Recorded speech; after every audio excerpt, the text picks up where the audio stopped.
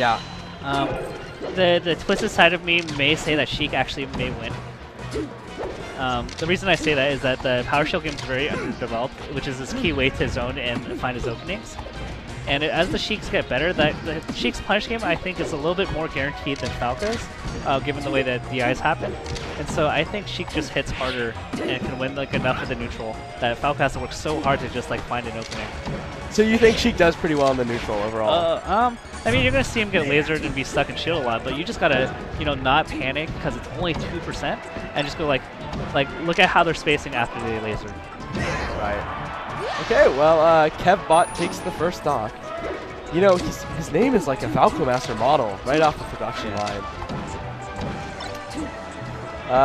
I would say that the conventional wisdom would be that Falco probably wins on the stage, but Sheik has such a dominant play near the ledge that makes it even overall. So Kevbot looks really well prepared in covering the neutral air out of shield. Like he's been trying to, Kira's been trying to stay in shield and spam it for the most part, and he's just getting counter hit.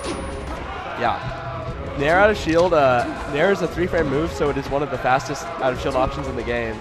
Sheik also having a 3-frame jump spot, which is the fastest possible. Oh, nice. And Kira did actually beat West Balls the last time they played.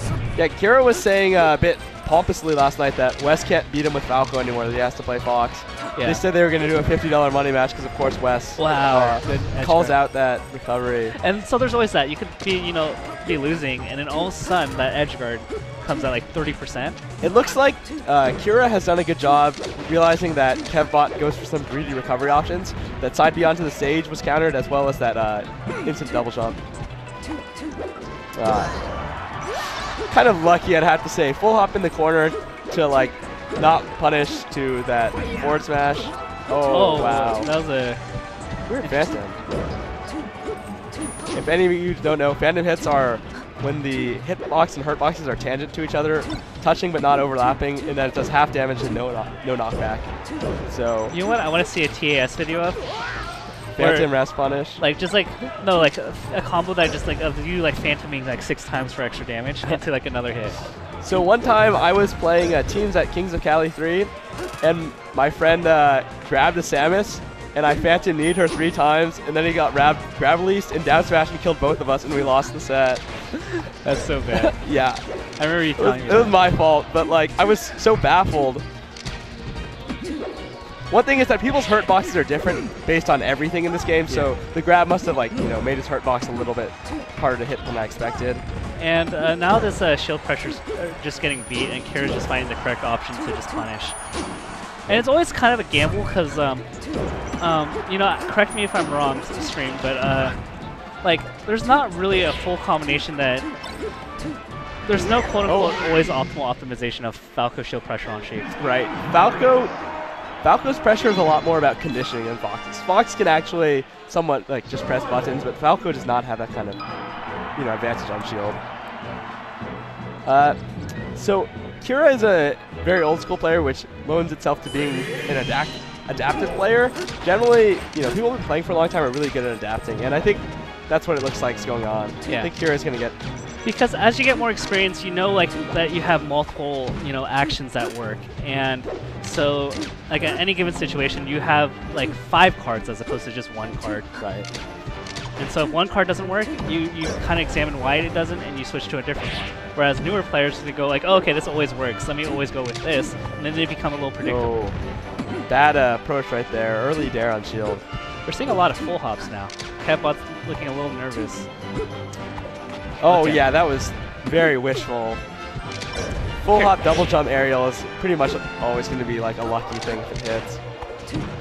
Unless you're Silent Spectre. Oh gosh. But it seems like Kev is satisfied with just hanging around Kira, not necessarily hitting a shield, but kind of like being in the uncomfortable zone of Kira's. Right. So, I think that's something that commentators don't talk about very much. What do you think is the zone that Falco wants to be in the stage? Either forcing Sheik into like a negative shield advantage, like just pressuring with like solid like nairs into shines, or just outside of F tilt range. Okay. Because the only hitbox that really works is dash attack, and if you're playing like a rough Sheik and you're dash dancing out of it, they're going to be really nervous and start dash attacking, and you can just punish it. Okay. Falco, known to have one of the best crouch cancel games in the game. He can crouch cancel to really high percents, and shine leads to so much. Oh, nice grab. Kevbot's still keeping it quite close.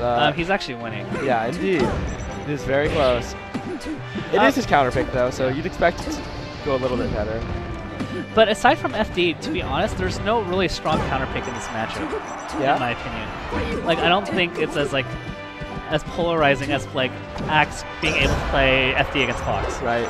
So, why do you think FD is so much better than Stadium? Just like you need the platforms to move around the obstacle course that's Falco's lasers. Right. And you're going to be forced to take a lot of jumps. And if Falco can read that, he can just go underneath and up tilt. So, something that L, a NorCal Fox player, said to me once is that he thinks FD loans itself to the character who's more favored in the neutral, that it like accentuates that advantage. And I think with what I said about Falco being so good on stage, it makes sense that FD would be pretty good for him. I would, it's debatable because like, you have like those instances like Pikachu's punishes. Or yeah. whatever, yeah. And sometimes, for matches where like the punish game isn't exponential on FD as opposed to like a normal stage, I would agree with that. But FD just like amplifies the punish game for so many different characters. Definitely amplifies the punish game in most matchups, really. Okay, so let's see if Kevbot can close this one out. He's got to put in a lot of work to get to a game 3. The way I feel about it is that when Kevbot closes the gap and has him pressured, he's not getting enough. Not hitting hard enough? Yeah, like in those positions where he has Kira cornered. 25 damage for Kira for no work whatsoever. Yeah. You should definitely have enough time to shield or even shine those. I like that Kira isn't rushing anything, not sleeping on his opponent, just taking his time. There's like actual damage and like potential damage, and I like to say like potential damage is based on your position. Right. Or if you have them in a certain position, your expected value should be like plus 20 damage. And wow, nice shield poke. Kevbot realizing that Kira's been spamming shield drops throughout the set, going for a good option. Ooh. Kevbot looking pretty antsy. Oh. Oh, wow. Yeah. Oh! Kira, rip. He put in the work but didn't get the paycheck.